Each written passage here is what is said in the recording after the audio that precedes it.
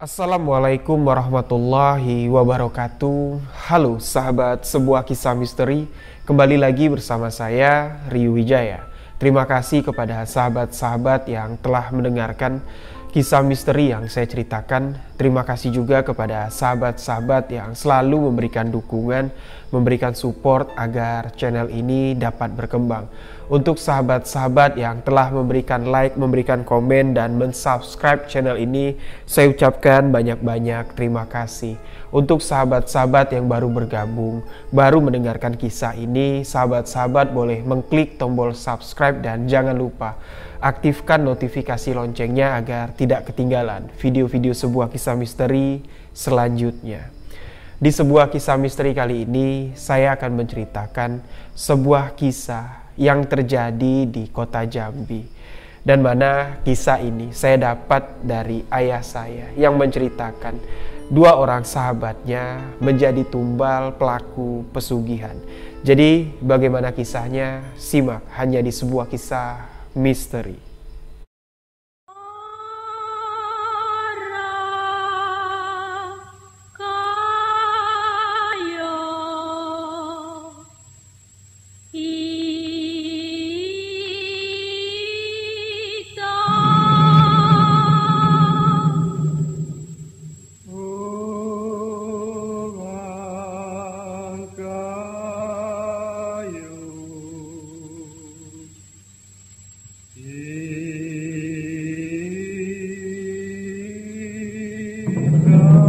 Sebelum saya menceritakan kisah misteri ini, sebelumnya saya mohon maaf kepada sahabat-sahabat yang telah menuliskan komentar di video-video saya sebelumnya yang belum saya sempat balas satu persatu.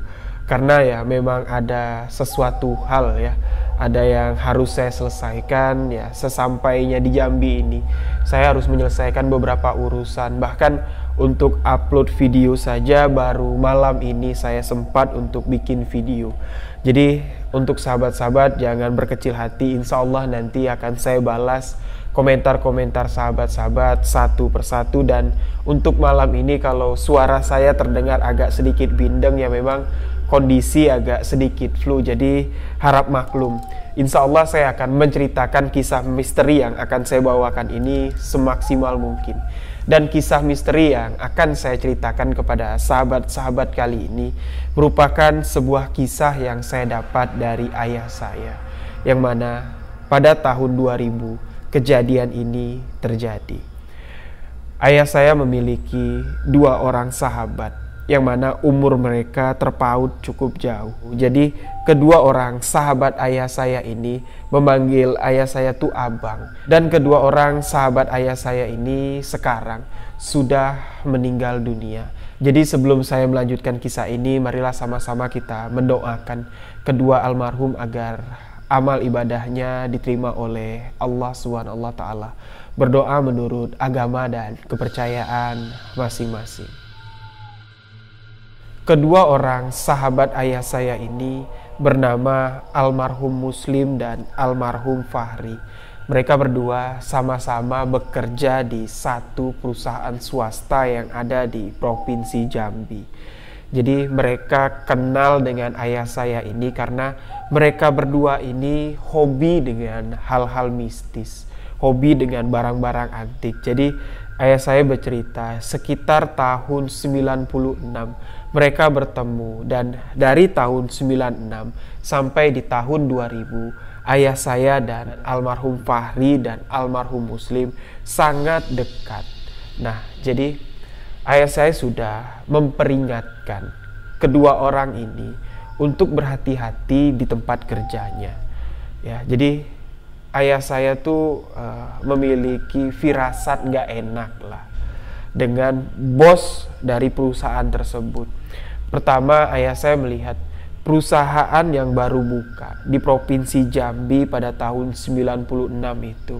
Memang ya, perusahaan tidak terlalu besar, namun berkembang cukup pesat dengan pesaing-pesaing bisnis di bidang yang sama. Perusahaan tempat almarhum Fahri dan almarhum Muslim ini bekerja dengan waktu singkat dapat menyaingi atau dapat lebih unggul dengan perusahaan-perusahaan yang sudah lama berdiri di Provinsi Jambi. Dan ayah saya juga menaruh kecurigaan dengan bos pemilik perusahaan ini karena tidak pernah atau sangat jarang berada di Jambi. Ya, banyak yang mengatakan kalau si bos pemilik perusahaan ini tinggal di sebuah daerah di Jawa Timur, yang mana daerah tersebut sangat kental dengan hal-hal mistis dan hal-hal gaib. Nah, beberapa kali ayah saya sudah memperingati Fahri dan Muslim, kamu hati-hati dengan bos kamu. Saya lihat kamu berdua ini sangat dekat, sangat akrab. Namun kalian ya cuman via telepon, ya jarang bertemu. Ayah saya mengatakan pada tahun 96 di Jambi itu belum ada ya zamannya handphone. Jadi mereka itu cuman berkomunikasi melalui telepon kantor. Ya. Jadi ayah saya berkali-kali sudah memperingati Muslim dengan almarhum Fahri ini. Yo hati-hati. Apalagi ayah saya melihat kalau almarhum Fahri ini ya sudah dijadikan seperti ajudan lah atau tangan kanan dari pemilik perusahaan ini. Semua urusan keuangan, semua urusan yang sangat detail lah untuk sebuah perusahaan itu diserahkan bulat-bulat kepada almarhum Fahri. Yang mana Fahri dan Muslim ini belum lama bekerja di perusahaan itu. Nah, jadi ayah saya bilang hati-hati ya. Kalian boleh bekerja, banting tulang tuh boleh, tapi ingat, percuma nanti apa yang kalian dapat tuh gak bisa kalian nikmati. Nah, jadi Fahri bertanya kepada ayah saya, maksud abang apa? Ya, lihat-lihat dulu lah. Kamu kerja, putar kepala, Jambi ke Jawa, Jambi ke Jawa, bawa mobil pribadi. Ya kalau orang melihat kamu ya, orang pasti nganggap kamu lah yang punya perusahaan ini. Soalnya orang-orang yang ada di Jambi, hanya beberapa lah yang tahu bos kamu ini siapa. Jadi kamu jangan ambil bangganya. Kamu pikirkan juga keselamatan kamu. Ya 1 minggu tuh kamu hampir 3 kali bolak-balik Jambi ke Jawa, Jambi ke Jawa. Kamu ingat juga anak istri kamu ada di rumah. Mereka juga perlu waktu untuk kamu. Namun di sini ya Fahri menganggap, yo bang masih mumpung lah, masih mumpung dipercaya orang. Ya embat aja lah, mumpung bos percaya dikasih wewenang, ya ambil aja lah. Urusan anak istri yang penting dapur sudah penuh. Sebelum saya berangkat, semua kebutuhan mereka, uang belanja saya titipkan. Nah, jadi Muslim juga memperingati Fahri. Ya benar kata abang, kamu juga nggak perlu dipus lah kerjanya. Ya bilang aja sama bos, kalau mau bolak-balik tuh seminggu sekali tuh urusan langsung diselesaikan. Jangan bolak-balik, jangan bolak-balik. Nah, sampai di Jawa juga kamu nggak mau cerita. Kamu ngapain di sana? Ya, saya juga pengen tahu apa sih sebenarnya bisnis bos itu, kata dia, selain yang ada di Jambi. Nah, jadi di sini ya memang Fahri ini seperti menyimpan sesuatu. Ada sebuah kisah yang tidak dibagikannya kepada Muslim dan kepada ayah saya. Nah, di sini 2 tahun berjalan, Fahri sudah difasilitasi sebuah rumah pribadi. Ya, di tahun 98 ada sebuah perumahan elit di Provinsi Jambi yang mana kalau orang yang tinggal di sana tuh khususnya ya golongan-golongan sultan, golongan ya pengusaha-pengusaha kelas kakap lah. Namun Fahri ini diberikan rumah dinas ya seperti rumah dia sendiri lah. Ya, dianggap seperti rumah sendiri, itu plek gitu aja dikasih sama si bos dan diberi 1 mobil. Nah, mobil ini yang tadinya dijadikan inventaris. Nah, di tahun 98 setelah Fahri menerima rumah dinas, mobil itu sah menjadi hak miliknya. Jadi di sini ya Fahri semakin senang dengan kegiatan pekerjaan yang dilakukannya ini. Nah, lagi-lagi di sini ayah saya memperingatkan, kamu timbang-timbang dulu sebelum menerima pemberian orang yang kita nggak tahu maksud dan tujuannya itu apa. Oke lah, kalau resiko pekerjaan yang bakal kamu tempuh, ya istilahnya nanti perusahaan kamu kolab, ya bos kamu ngilang. Oke lah, resikonya nanti kamu bakal dikejar oleh orang yang bersangkutan di perusahaan ini. ya, atau ada sangkutan utang, atau ada yang belum dibayar, ya pasti kamu yang dikejar. Oke lah, itu urusan dunia. Tapi kita nggak tahu, Fahri. Ya, kita nggak tahu. Saya lihat sekarang kamu tuh udah berubah. Dari raut wajah kamu aja tuh udah beda. Seperti ada sesuatu di diri kamu yang nggak kamu sadari. Kamu bilang kamu ngerti, kamu hobi masalah gaib. Masa kamu nggak paham? Nah, di sini ya, Fahri ini mulai terbuka lagi batinnya. Ya, disitulah dia mau bercerita dengan ayah saya. Namun di sini Muslim nggak ada. Dia hanya bercerita berdua kepada ayah saya. Nah, disitulah dia menceritakan kalau memang apa yang dilakukannya bolak-balik dari Jambi ke Jawa itu bukan cuman mengurus pekerjaan, mengantarkan file-file penting yang harus ditandatangani si bos. Nah, di sini juga Fahri mengatakan sebenarnya bos dari perusahaannya ini takut kalau lama-lama di Jambi. Dia bilang aura atau energi yang ada di Jambi itu sangat kuat. Dia takut dengan hal-hal mistis yang ada di Jambi. Makanya dia mencari orang kepercayaan untuk mengurus perusahaannya di Jambi. Nah, di sini ayah saya berdetak, batinnya berdetak. Loh, kok dia paham masalah mistis yang ada di Jambi? Pasti bos kamu ini bukan orang sembarangan. Pasti dia juga menggeluti di bidang-bidang mistis. Dia tahu hal-hal gaib, makanya dia bisa merasakan energi yang ada di Jambi. Nah, sekarang abang bilang sama kamu, biasanya perantau yang datang dari Pulau Jawa atau dari manalah yang masuk ke Jambi, bila mana dia merasakan sesuatu yang tidak enak, pasti dia berniat jahat. Nah, di sini Fahri mulai agak sedikit ya beda lah ya perasaannya. Dia bertanya kepada ayah saya, maksud abang apa? Nah, sekarang begini.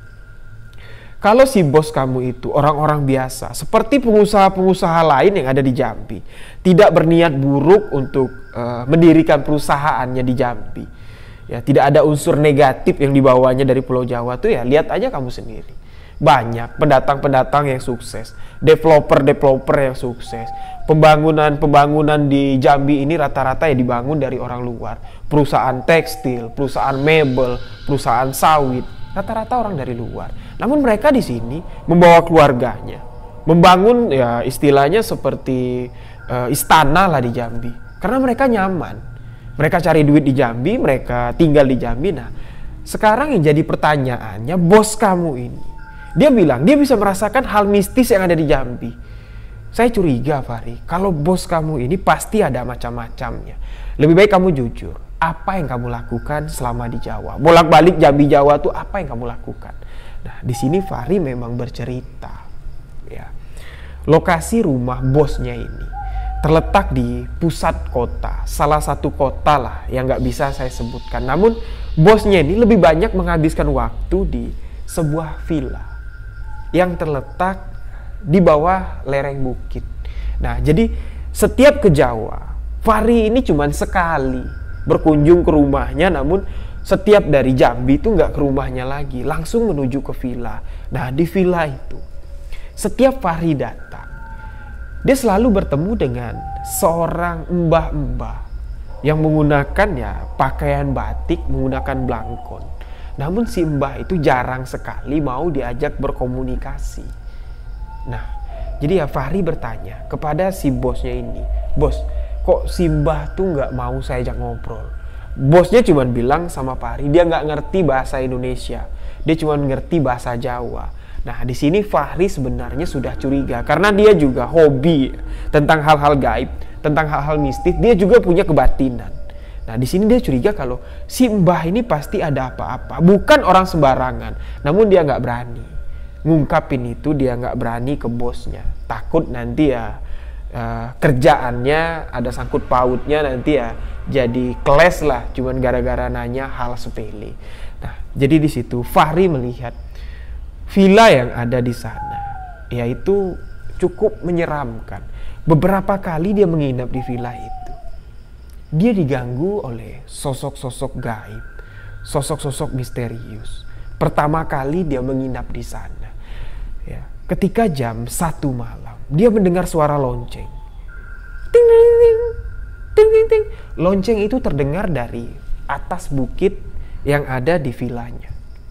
Nah, Dia memperhatikan suara lonceng itu ya seperti ada orang yang turun dari atas bukit menuju ke arah vilanya. Namun ketika suara lonceng itu dekat, lonceng itu pun menghilang. Suara lonceng itu menghilang. Nah, berkali-kali Fahri mendengarkan suara itu.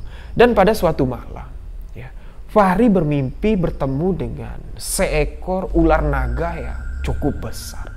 Ular naga dengan sisik berwarna hijau keemasan, memiliki tanduk, dan di situ Fahri melihat kalau ada seperti mustika yang ada di kening naga tersebut. Nah, jadi setelah kejadian-kejadian aneh itu, ya, Fahri semakin dipercaya oleh bosnya, semakin diberi wewenang dan semakin diberi insentif yang cukup besar untuk mengolah perusahaannya. Nah, jadi setelah Fahri menceritakan kisah ini kepada ayah saya bertanya kepada Fahri, saya minta kamu jujur, jawab jujur sama abang. Selama kamu di Jawa, kamu pernah nggak dikasih makan yang aneh-aneh? Dikasih makan yang aneh-aneh itu dalam arti kata makanan yang nggak pernah kamu lihat, yang nggak pernah kamu kenal bentuknya atau namanya. Nah, di sini Fahri mengatakan, pernah bang, aku pernah dikasih ya seperti kue, jajanan pasar. Nah, pagi-pagi sekali aku disuruh sarapan itu. Ya, disediain kopi lah, disediain kopi, disediain kue. Nah, anehnya kami bertiga yang ada di villa itu, ya ada seperti pandopo lah ya, seperti ya balai-balai lah di belakang villa. Pada pagi hari sarapan itu sudah ada. Ada si mbah yang menggunakan pakaian Jawa, ada si bos, dan ada saya. Yang anehnya, kedua orang ini tidak memakan makanan yang disediakan. Ya saya nggak tahu. Ya pagi-pagi sarapan sambil ngopi, ya saya sambil nyemil makan jajanan pasar tersebut. Nah, terus ayah saya nanya, setelah kamu makan makanan itu, apa yang kamu rasakan? Ya memang beberapa hari setelah saya makan makanan jajanan pasar itu, saya sering merinding. Nah, puncaknya bang, ketika saya bawa mobil pulang dari Jawa menuju ke Sumatera, menuju ke Jambi, di pelabuhan Bakauheni Merak, ya itu saya lihat seperti gelap bang, tertutup awan hitam. Nah, namun saya pikir ya mungkin karena kapal itu nyebrangnya sore, ya mungkin mau hujan. Nah, saya nggak mikirin lagi apa maksud yang saya lihat itu, apa artinya. Di sini ayah saya menjelaskan, ya kita nggak bisa lah ya, abang nggak bisa memastikan apa yang sebenarnya terjadi. Allah wa'alam bisawab, hanya Allah yang tahu. Tapi menurut batin abang, apa yang abang lihat dari perubahan diri kamu, dari apa yang kamu ceritakan kepada abang, kamu ini udah kena. Kamu ini seperti ya terkena sesuatu yang mengikat di diri kamu. Tapi abang belum bisa melihat jelas apa itu. Nah, jadi Fahri ini ketakutan. Wah, bang, gimana bang? Tolonglah. Karena si Fahri ini tahu betul ya. Ayah saya ini memang menggeluti di bidang spiritual. Bang, tolonglah bang, gimana caranya? Nah, ayah saya mengatakan ya, sama-sama lah kita berdoa kepada Allah. Mudah-mudahan apa yang kejadian yang menimpa kamu ini bukan hal-hal yang seperti abang pikirkan. Apa bang? Apa yang abang pikirkan? Nah, di sini ayah saya mengatakan, pada saat itu ayah saya tuh nggak mau ngebebanin dia, ngebatinin dia dengan apa yang ayah saya sudah pikirkan ya, yang sudah dirasakan oleh ayah saya kalau Fahri ini sudah ditumbalkan. Jadi tinggal nunggu waktunya aja. Dah, di sini ayah saya berpikir gimana lah caranya bisa ngelepas tumbal pesugihan ini. Nah, jadi di situ ayah saya nggak mau bilang kalau Fahri ini sudah kena. Cuman bilang ya ada sesuatu aja yang nempel di dirinya. Ya Fahri pada saat itu mulai gelisah. Namun dia tetap fokus dengan pekerjaannya. Nah, di sini ayah saya sudah memperingatkan Fahri. Kalau ada panggilan ke Jawa dalam beberapa minggu belakangan ini, bilang aja kamu sakit. Gak usah kamu berangkat. Iya bang, pokoknya nanti kalau bos telepon, kalau aku disuruh berangkat, aku suruh anak buah aku aja lah. Aku gak mau lah. Ya, sebelum aku tahu apa yang nempel di badan aku gak mau berangkat lah bang. Ya, jangan berangkat dulu sebelum kita bisa menyelesaikan permasalahan ini. Nah, jadi ya pada suatu hari telepon ya dari kantor menghubungi Fahri. Fahri disuruh berangkat menuju ke Pulau Jawa, menemui si bos di vilanya. Di situ setelah Fahri mendengar kabar kalau dia ditelepon, dia langsung menemui ayah saya. Nah, di sini Fahri datang berdua dengan almarhum Muslim, sahabatnya, yang sama-sama bekerja di sana. Ya, jadi Muslim ini datang bersama Fahri yang tadinya ya dia nggak tahu apa yang sudah dialami Fahri. Cerita Fahri selama di Jawa tuh dia nggak tahu. Soalnya ketika Fahri menceritakan kisahnya di Jawa, pengalaman di Jawa, apa yang dia alami itu cuman berdua dengan ayah saya. Jadi Muslim ini pada hari itu cuman dengerin aja, denger dengan perasaan bingung. Apa sih sebenarnya yang orang ini ceritain yang nggak boleh berangkat, ada yang nempel. Nah, jadi ayah saya mengatakan, yo, kamu nggak usah berangkat lah, kamu suruh anak buah kamu.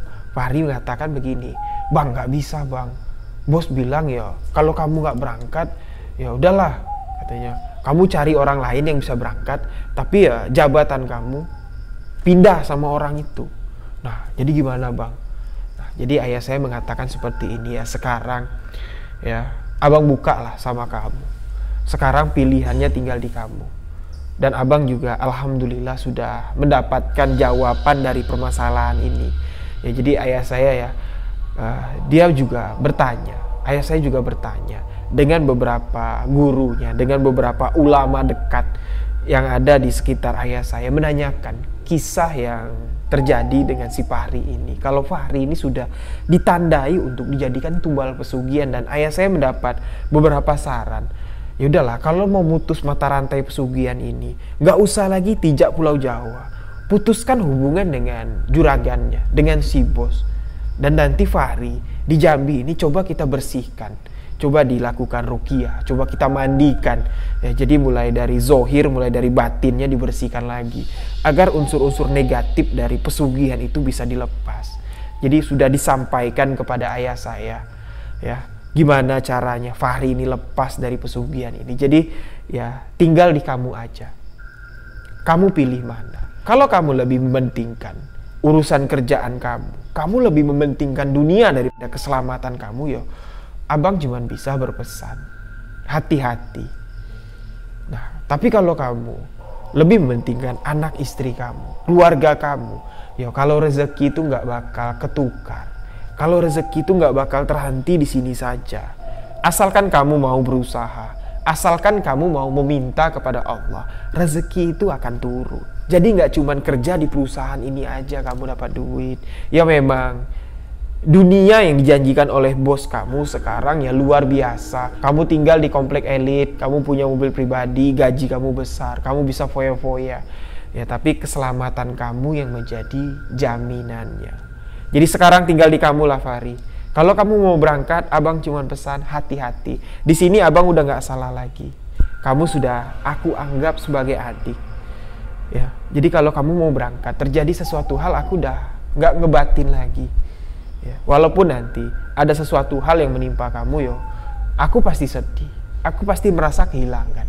Nah, jadi singkat cerita, Fahri di sini masih ngotot untuk berangkat. Dia bilang, wah, ya bang, kalau mau jadi tumbal, ya nggak mungkin sekarang lah, pastilah, masih lama. Ya, ini pasti penting lah, apa yang disuruh bos berangkat ini pasti penting. Jadi Fahri ya, memutuskan untuk berangkat ke Pulau Jawa menemui bosnya. Dan ayah saya cuma mengatakan, ya udah, kalau memang itu pilihan kamu hati-hati. Nah, singkat cerita ya, di sini Muslim, almarhum Muslim tuh bingung. Setelah Fahri berangkat, ya meninggalkan ayah saya dan Muslim menanyakan kepada ayah saya, bang, apa sih yang abang ceritain sama Fahri? Aku bingung bang. Nah, jadi ya diceritakanlah semuanya apa yang disampaikan Fahri, apa yang sebenarnya terjadi kepada Muslim. Nah, jadi ya ayah saya mengatakan Muslim pun nggak percaya dengan apa yang disampaikan oleh ayah saya. Ya udahlah, kalau kalian nggak percaya, aku nggak maksa untuk percaya. Ya, aku cuma menyampaikan apa yang ingin aku sampaikan, apa yang aku tahu, itu aja. Kalau urusan percaya dengan enggak, itu urusan Allah.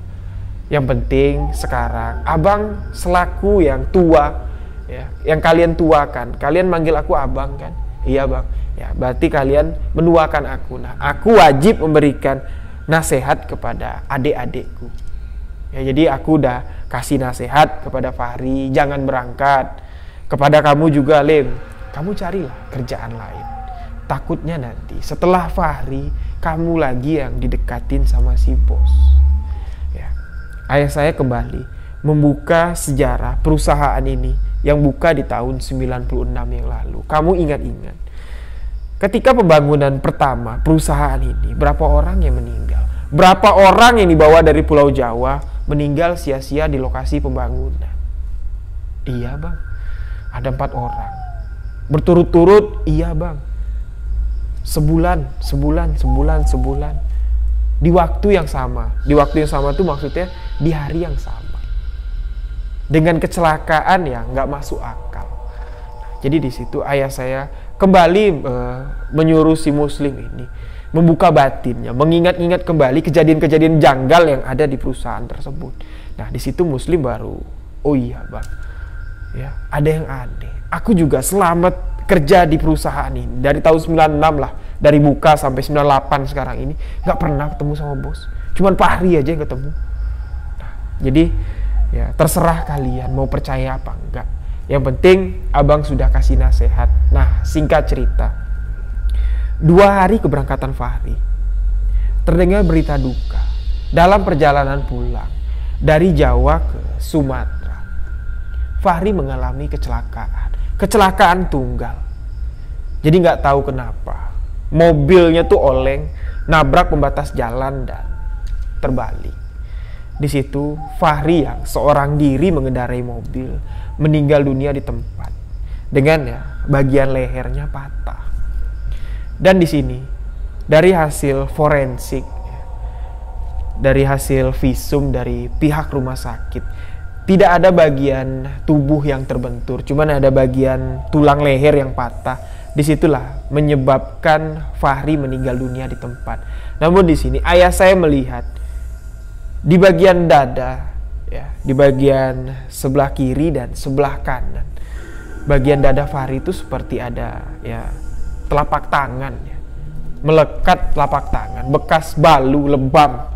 Nah, namun di sini hasil forensik mengatakan, hasil otopsi mengatakan, ya di bagian seluruh tubuhnya itu tidak ada bekas benturan. Ya, oke lah, kalau kena benturan setir mobil, ya pasti bagian tulang rusuk ya atau tulang dadanya tuh patah, bagian paru-parunya ini patah. Namun di sini enggak. Cuman ada bekas lebam ya seperti ditepuk dengan kedua tangan. Nah, di sini muslim juga melihat. Jadi setelah almarhum dikebumikan, ya, di sini muslim baru percaya dengan apa yang disampaikan oleh ayah saya. Ya bang, benar apa yang abang sampaikan kepada Fahri sebelum dia berangkat. Kalau dia memaksakan diri untuk berangkat, ya, dia akan mengalami musibah. Namun di sini ya Fahri nggak mau dengerin, ya gimana lah ya bang. Nah, ayah saya mengatakan, bukan aku yang benar, semua ini sudah ditakdirkan oleh Allah. Jadi gini, gaib itu tidak bisa dibantah, gaib itu tidak bisa dilanggar. Kalau gaib dilanggar, inilah yang terjadi. Sebenarnya apa yang akan terjadi dengan Fahri itu, gejala-gejalanya itu sudah ada, sudah bisa dibaca. Namun Fahri nggak mau dengar. Ya udahlah, ini sudah takdir dari Fahri. Kita anggap aja ini udah pure kecelakaan. Kita buang jauh-jauh tentang masalah tumbal pesugihan. Nah, jadi muslim di sini mulai ketakutan. Nah, mulai ketakutan di tahun 98, tepatnya di tahun 99. Muslim mengajukan diri untuk resign karena setelah Fahri meninggal dunia, orang yang dipercaya untuk mengelola perusahaan ini adalah muslim.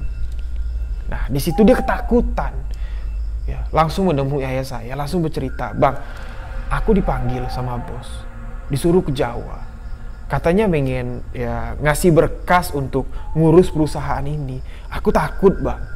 Aku takut ya kejadian Fahri itu terulang lagi sama aku." Nah, jadi ayah saya mengatakan, "Ya, sekarang kamu serahkan diri kepada Allah. Soalnya kita nggak tahu apa yang sebenarnya terjadi. Oke lah, kalau abang mengatakan kalau Fahri meninggal, sudah ada gejala yang dapat dibaca, sudah ada tanda-tandanya, ya Namun di situ rahasia Allah lah. Allah wa'alam. Kita nggak tahu. Nah, namun di sini permasalahan kamu ini, Lim. Kalau kamu dipanggil sama bos kamu, ya pergilah ke sana. Kamu temuin. Kalau perlu kamu cari tahu siapa bos kamu, biar bisa kita selidiki perusahaannya yang ada di Jambi ini. Apakah benar dia menggunakan pesugihan? Nah, jadi Muslim ini orangnya memang agak koboi, ya, rambut gondrong, badan hitam besar tinggi, ya gagal seperti orang India. Dan juga dia juga mentalnya agak sedikit preman lah. Iya bang, aku juga dendam sama bos. Kalau memang betul Fahri tumbal ini jadi pesugihan, ya, disitulah bang, lehernya aku lipat. Dia bilang, jangan bapak bilang kan, ayah saya bilang jangan. Kita selesaikan secara baik-baik. Kalau dia mau tahu Jambi itu gimana, oke lah bapak saya bilang, kamu berangkat ke sana. Tapi sebelum berangkat, almarhum Muslim ini disiapkan ya, istilahnya ya, dipersiapkan dulu lah, ya, dimandikan dengan air sungai Batanghari, yang mana ya sungai Batanghari ini untuk di Jambi sendiri memiliki aura lah ya, istilahnya ya, banyak sekali lah hal-hal mistis yang terjadi di sungai Batanghari itu sendiri. Jadi kalau orang Jambi asli mau merantau itu harus mandi ya sungai Batanghari.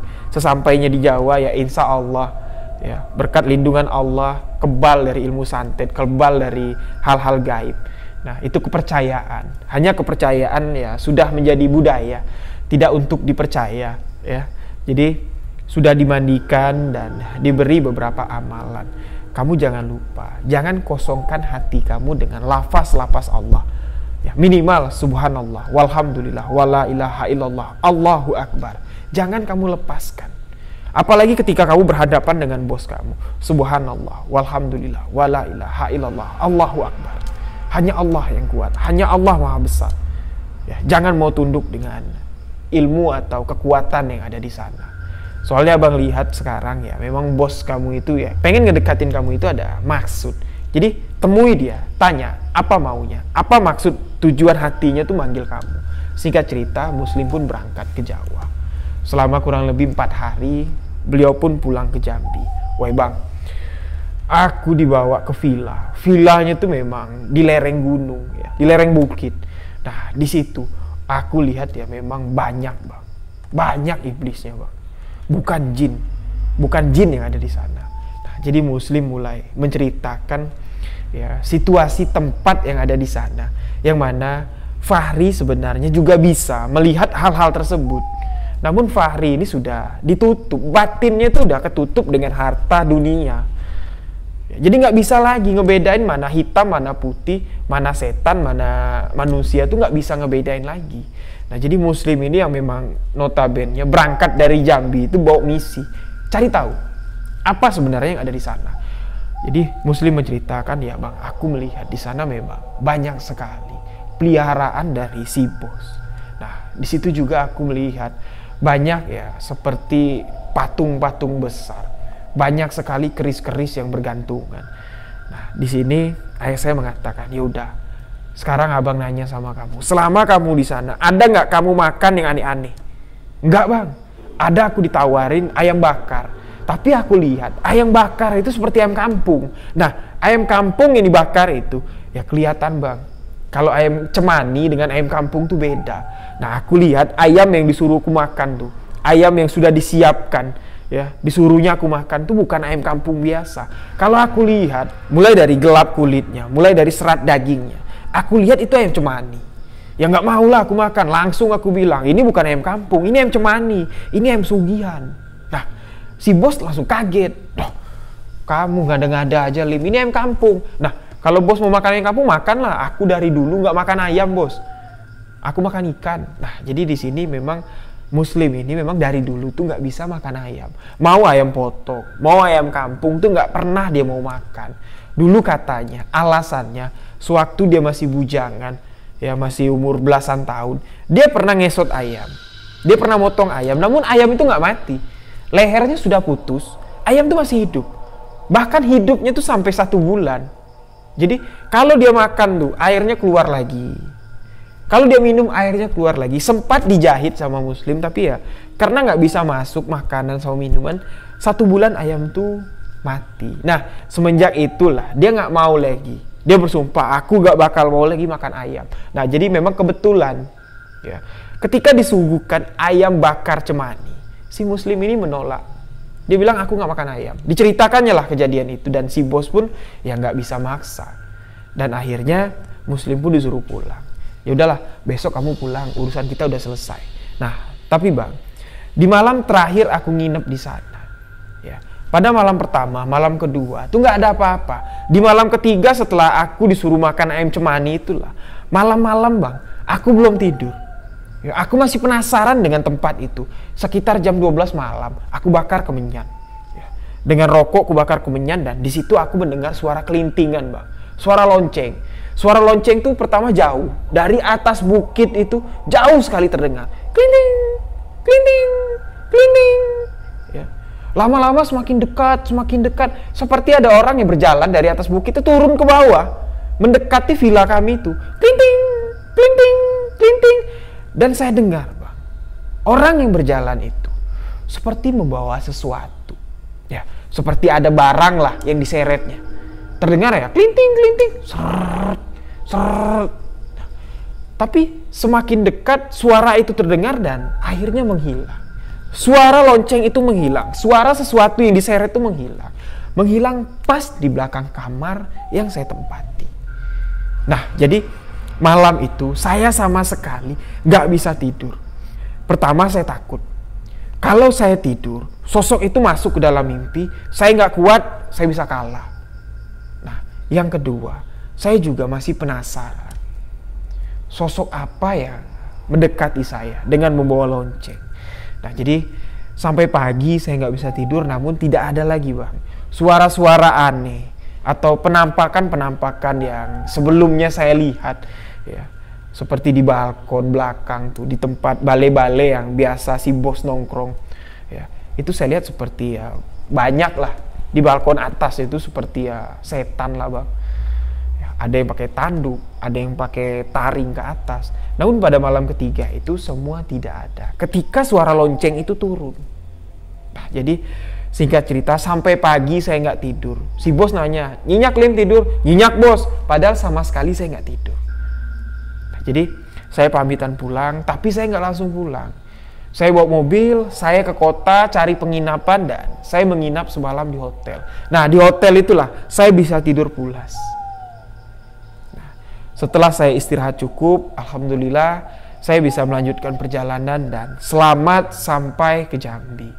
Jadi di sini ayah saya mengatakan, ya alhamdulillah kalau kamu bisa berhasil melewati ujian kamu di malam ketiga. Jadi Lim, kalau hari itu kamu makan ayam cemani yang disiapkan oleh bos kamu, ayam bakar cemani itu kamu makan, di situ sudah pasti positif kamu ditandai untuk menjadi tumbal pesugihan. Ya. Tandanya apa? Sorenya kamu disuguhkan makanan ayam bakar cemani. Malamnya kamu dengar nggak? Suara lonceng turun dari atas, yaitu suara lonceng yang bakal jemput kamu.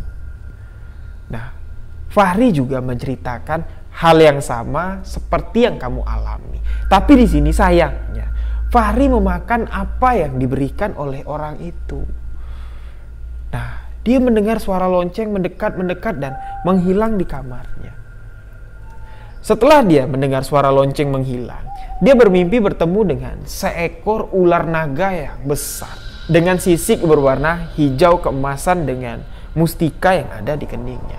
Dan itulah sosok yang akan menjemput target pesugihannya. Nah, jadi alhamdulillah kamu terlepas dari ikatan pesugihan juragan kamu atau bos pemilik perusahaan kamu. Nah, jadi gimana bang? Ya udahlah, kamu berhentilah, cari kerjaan lain. Iyalah bang, aku udah tahu semuanya bang. Amit, amit, amit, amit. Aku mau ngasih anak biniku makan dengan duit pesugihan itu. Nggak mau lagi lah bang. Jadi waktu itu Muslim sudah diberikan mobil, ya, difasilitasi rumah tinggal. Ya, jadi dia memutuskan, dia berhenti, mobilnya dibalikin, dia keluar dari rumah dinas itu, rumah yang disiapkan bosnya. Dia lebih memilih mengontrak di rumah petak kecil. Ya, jadi sebenarnya target pesugihan milik perusahaan ini memang karyawan-karyawan kantornya. Jadi sistemnya adalah orang-orang yang akan dijadikan tumbal pesugihan ini dikenyangkan dulu, digilakan dengan harta dunia, diberikan fasilitas, diberikan jabatan, diberi kesenangan lah pokoknya. Jadi mereka lupa dengan apa yang seharusnya mereka jalankan. Pertama, ibadah. Dengan harta yang melimpah, dengan kesibukan kerja, harus mondar-mandir ke sana ke sini, mereka lupa dengan ibadah. Jadi setan atau demit pesugihan itu gampang untuk mengambilnya menjadi tumbal. Nah, jadi setelah kejadian Muslim ini, Muslim ini orangnya dari awal ayah saya bilang dia ugal-ugalan. Memang basicnya dari preman. Dia mulailah setelah dia berhenti, dia mulai menarik satu persatu karyawan yang ada di sana. Mengisukan kalau perusahaan ini memakan tumbal karyawan. Contohnya apa? Fahri jadi tumbal, Fahri jadi tumbal. Nah, jadi banyaklah orang-orang, teman-teman Muslim bekerja di sana tuh mulai gaduh. Karyawan-karyawan di sana mulai ketakutan dan akhirnya perusahaan ini pun tutup dari Jambi. Karena tidak ada lagi orang yang mau kerja di sana. Staf-staf ahli di perusahaan itu langsung berhenti mendengar apa yang diceritakan oleh Muslim. Kalau Fahri meninggal karena tumbal pesugihan.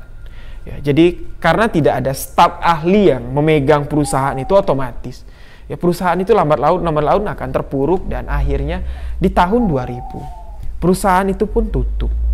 Nah, namun di sini sebuah peristiwa yang cukup tragis menimpa almarhum Muslim. Tepatnya ayah saya mengatakan Desember tahun 2000 Muslim meninggal dunia.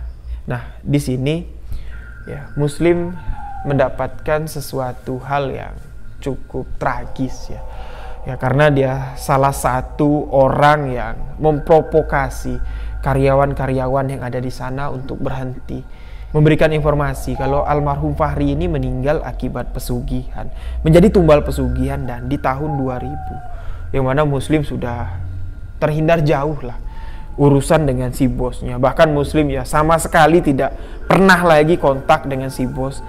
Terakhir kontak tuh ketika dia mengajukan resign, mengundurkan diri, itulah dia baru berbicara lagi dengan bosnya. Dan dari hari itu sampai di tahun 2000 itu Muslim tidak pernah lagi berkomunikasi dengan si bos yang memiliki pesugihan ini.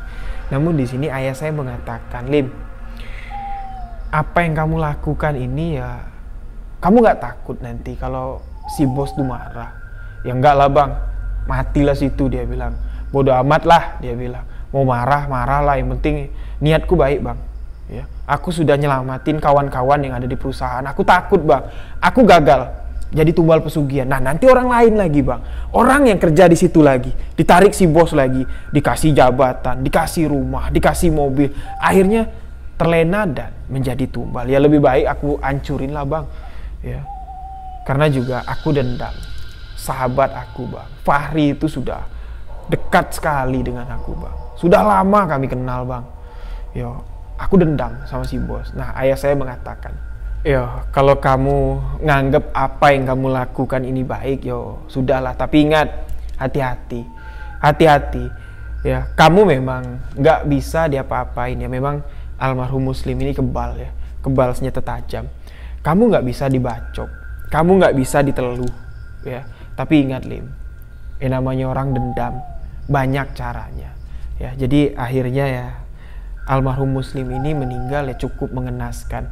Dia kembali terjun ke dunia premanisme di tahun 2000 itu karena sudah nggak ada kerjaan lagi. Dia kembali terjun ke dunia malam dan akhirnya nggak tahu siapa pelakunya, nggak tahu datang dari mana orang itu. Pada suatu malam almarhum Muslim ini pergi ke boleh dikatakan kafe remang-remang lah yang ada di Jambi. Di situ ada beberapa orang yang mengajaknya, mengundangnya untuk duduk minum minuman keras. Nggak tahu lah minuman apa yang diberikan orang itu, sudah dicampur apa minuman itu.